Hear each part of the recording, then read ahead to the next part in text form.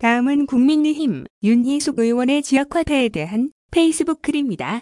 지역화폐에 대한 논쟁이 뜨겁습니다. 경제학자 눈에 이 문제는 너무나 명확합니다. 대학에 들어가 첫 학기에 배우는 경제원론은 국민을 도울 때 비용 대비 효과를 높이기 위해서는 사용에 제약을 걸지 않는 방식이어야 한다고 가르칩니다. 온라인 사용도 어렵고 다른 지역에서의 사용도 안 되고 많은 업종에서는 아예 사용 불가이고 포함 업종이라도 가게 앞에 가기까지는 사용해도 되는지를 확실히 알 수 없는 지역화폐는 그런 면에서 단점이 큽니다. 그러나 지자체장으로서는 이를 이용하고 싶은 마음이 크게 마련입니다. 다른 지역 소상공인을 돕는 게 아니라 우리 지역 소상공인을 돕고 싶고 식당이나 시장 등 지역화폐가 주로 사용되는 업종의 소상공인을 우선 떠받쳐 돈이 도는 듯한 분위기를 띄우는 것이 지자체 경제 활성화에 도움이 된다고 느끼기 때문입니다. 원칙적인 측면도 중요하고 지자체장의 의욕도 무시할 수 없습니다. 문제는 이것이 지자체 간에 확산될 경우 의도했던 장점은 줄고 단점만 심화된다는 점입니다.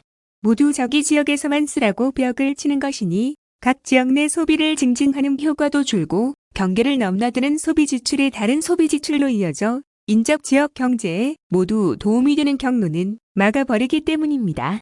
애초에 지출 용도와 방식이 제약되는 소비자 입장에서의 불편을 같이 고려하면 정책의 유지를 정당화하기가 어려워집니다.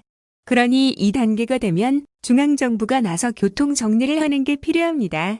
중앙정부는 지역화폐를 위해 막대한 보조금을 지출, 내년 1조 편성하는 주체이기도 합니다. 이번 조세현 보고서는 이 점을 우려해 중앙정부를 향해 제언한 내용입니다. 분석과 서술 방식 모두 잘 쓰여진 보고서입니다.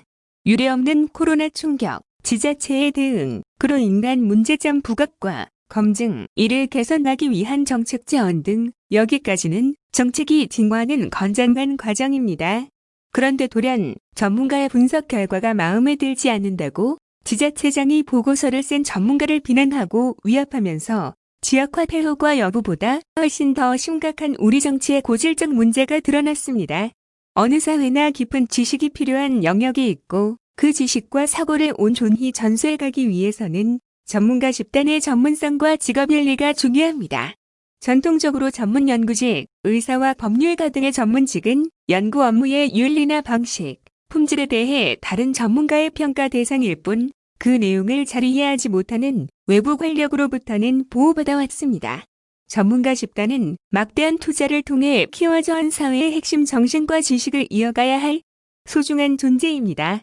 권력을 가진 이들이 이들을 힘으로 찍어 누르려 하는 것은 한 나라의 지적 인프라를 위협하는 일인 동시에 전문성의 소중함에 대한 본인들 식견의 얕음을 내보이는 일입니다.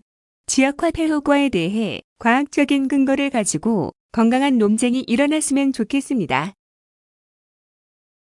다음은 윤희숙 의원 글에 대한 이재명 지사의 페이스북 글입니다.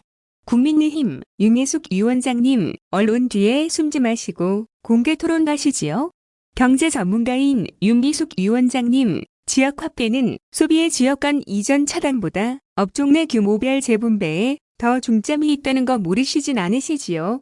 더 쉽게 말하면 성남 사람이 성남시에서 쓰라고 하는 측면보다 현대백화점이나 대형마트에서 쓸 돈 중앙시장이나 동네 점포에서 쓰라고 하는 측면이 강하다는 거지요.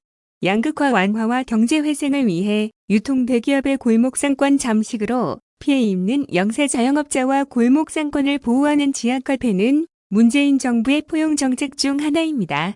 그런데 비중 적은 소비의 지역 이전 부분만 강조하시고 핵심 요소인 규모별 이전 효과는 의도적으로 외면하시는 것 같습니다. 경제를 배우신 분인데 이 정도를 모르실 리가 없지요. 물량 자랑하며 왜곡 조작으로 기득권 옹호하는 일부 보수 언론 뒤에 숨어 불합리한 일방적 주장만 하지 마시고 수차 제안드린 국민 공개 토론에서 당당하게 논쟁해 보실 용의는 없습니까? 다음 페이스북 글. 처음 맞이하는 청년의 날 축하합니다. 올해 역사적인 청년기본법 시행으로 국가가 함께 청년을 응원하고 더 나은 미래를 다짐하는 법정 기념일이 생겼습니다. 매년 9월 셋째 주 토요일, 오늘이 첫 번째 청년의 날입니다. 청년은 누군가의 과거이거나 미래이고 가족이거나 친구입니다. 청년의 날은 우리 모두가 추가해야 할 날이자 고민해야 할 날입니다. 저도 당연히 청년이던 시절이 있었습니다. 어느덧 파란만장했던 그 시절을 회상하며 나 때는 말이야를 연발하는 아버지 세대가 되어버렸습니다. 한편 이 시대 청년이 아니라는 사실에 깊은 안도감을 느끼기도 합니다. 우리 청년들에게 이런 사회를 겪게 해 미안한 마음입니다. 혹자는 청년들을 위한 정책을 해일한다며 물고기 잡는 법을 가르쳐줘야 한다고 말합니다. 그러나 제가 겪어본 우리 청년들은 누구보다 물고기 잡는 방법을 잘 알고 있습니다. 심지어 더 효율적이고 창의적인 방법도 압니다. 문제는 이 시대가 청년들이 물고기를 공정하게 잡을 수 있는 강을 만들어 주었느냐입니다. 우리 사회는 청년들에게 더 많은 공정의 기회를 제공해야 합니다. 공정 속에서 경쟁하고 공정 속에서 성장해 나갈 수 있도록 환경을 고치고 다듬어 나가야 합니다.